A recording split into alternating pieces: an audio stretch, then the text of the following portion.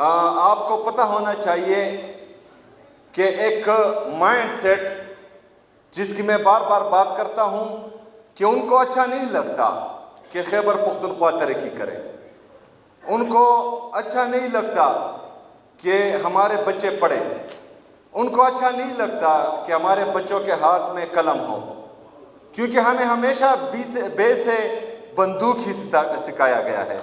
लेकिन इंशाअल्लाह ताला इस दफ़ा हम काफ से कलम ही सीखेंगे, बे से बंदूक नहीं सीखेंगे।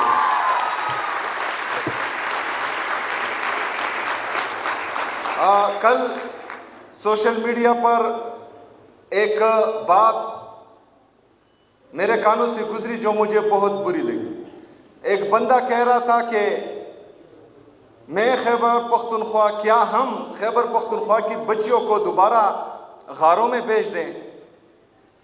तो ये तो आप लोगों का ख्वाब हो सकता है, लेकिन इन बच्चियों का भाई यहां खड़ा है और इंशाल्लाह जो है नहीं देगा। हमने बहुत मुश्किल से खैबर पख्तूनख्वा में दोबारा अमन कायम किया था। हमारी बच्चियां और बच्चे पुरअमन माहौल में तालीम हासिल कर रही थी, लेकिन बंद कमरों के फैसलों ने एक दफा फिर हमारी जिंदगी अजीरन बनाई हुई है, जिस पर मैं बार बार तनकीद करता हूं। और बंद कमरों के फैसले हमेशा नुकसानदेह होते हैं।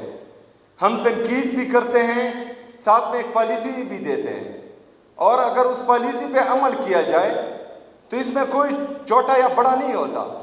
इससे तमाम खैबर पख्तूनख्वा की अवाम का भी फायदा है और पाकिस्तान का भी फायदा है।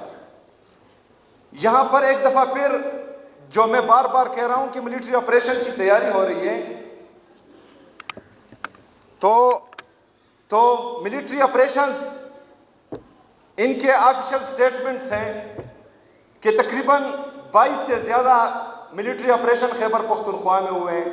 14,000 से ज्यादा इंटेलिजेंस बेस्ड ऑपरेशंस हुए हैं, लेकिन फिर भी दहशतगर्दी खत्म नहीं हो रही। अगर मुसलसल ऑपरेशंस करने के बाद अभी भी दहशतगर्दी है, जो आप मान रहे हैं कि दहशतगर्दी है, वो अलग डिबेट है कि कौन लाया, कैसे लाया, कब लाया। वो भी हम बताते रहते थे कि आ रहे हैं, अभी पहाड़ों पर हैं, अभी नीचे आ रहे हैं, अब बाजारों तक पहुंच गए, अभी हमारे घरों तक पहुंच गए। वो हम बताते रहे हैं, लेकिन तब हमें बोला जाता कि ये प्रोपेगेंडा कर रहे हैं, ये झूठ बोल रहे हैं। और मुराद सईद साहब की तमाम तकरीरें और तमाम स्टेटमेंट्स मौजूद हैं इस हवाले से, वो रिकॉर्ड पर हैं, वो हर बंदा देख भी सकता है। लेकिन आज एक दफा फिर अगर मिलिट्री ऑपरेशन किया जा रहा है तो कौम को एतमाद मिले, क्योंकि कौम को एतमाद ही नहीं है।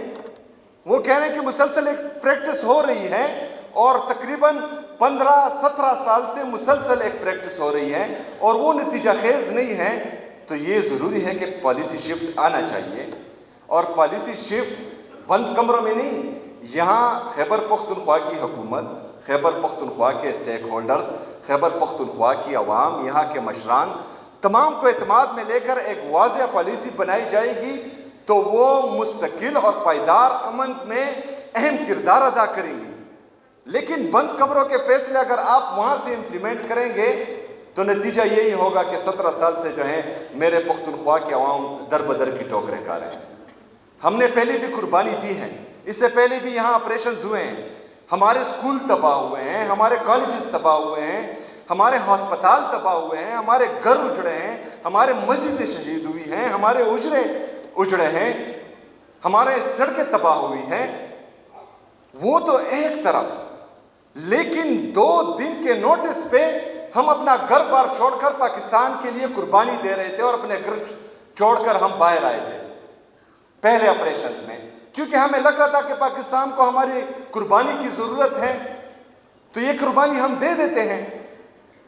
मैं चूंकि अफरीदी हूं, और मैं आपको ये वसूख से कहता हूं कि अब मिलिट्री ऑपरेशन शुरू होने से पहले पूरे अफरीदी कौम में एक भी भीख मांगने वाला नहीं था, ना मर्द ना औरत।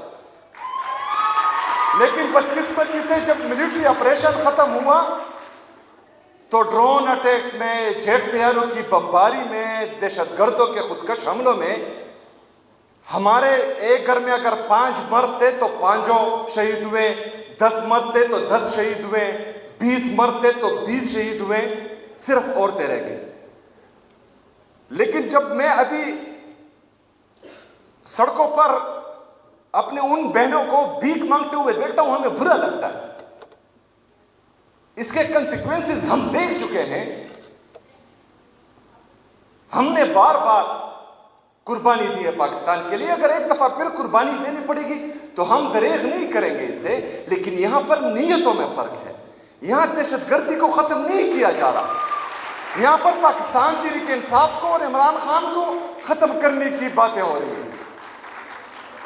यहां पर अगर दहशतगर्दी को खत्म करना होता तो हमारे साथ बैठते, हमारे साथ एक पॉलिसी बनाते। हमने घर बार छोड़े, हम बाहर आए, हमारे लोगों के साथ ये कमिट किया गया कि जिसका घर तबाह होगा दहशतगर्दी के जंग में उनको 4 लाख रुपए दिए जाएंगे। 4 लाख रुपए एक पूरे घर के। पाकिस्तानियों जरा सोचो, जिसने अपनी तमाम जिंदगी की जमा पूंजी एक घर बनाने में लगाई हो और उसके सर पर सिर्फ ये एक ही छत हो और आप उसको बाहर लाए कि पाकिस्तान के लिए कुर्बानी दे, उसके बाद आप उसको कहें कि रियासत पाकिस्तान आपको 4 लाख रुपए देगा। मेरे पाकिस्तानियों, वो 4 लाख रुपए अभी तक जो है मेरे लोगों को नहीं दिए जा रहे, वो अभी तक नहीं मिले। तो इससे ज्यादा मज़े का खेज मेरे कौम के साथ, मेरी सूबे के साथ मजाक क्या होगा। बहरहाल, मैं जब भी मिलिट्री ऑपरेशंस की दास्तानें याद करता हूं, क्योंकि हम अपनी आंखों से देख चुके हैं। हम रास्ते में खड़े होते थे, जो हमारी माएँ बहनें बगैर चादर के, बगैर चप्पल के इन सड़कों पर आती थी, वो हम देख चुके हैं। वो मंजर हमारे आंखों के सामने है और दोबारा हम वो नहीं देखना चाहते। और इंशाअल्लाह ताला इसके लिए मैं आपके साथ खड़ा होऊंगा इंशाअल्लाह ताला। खुशी का मौका है। मेरी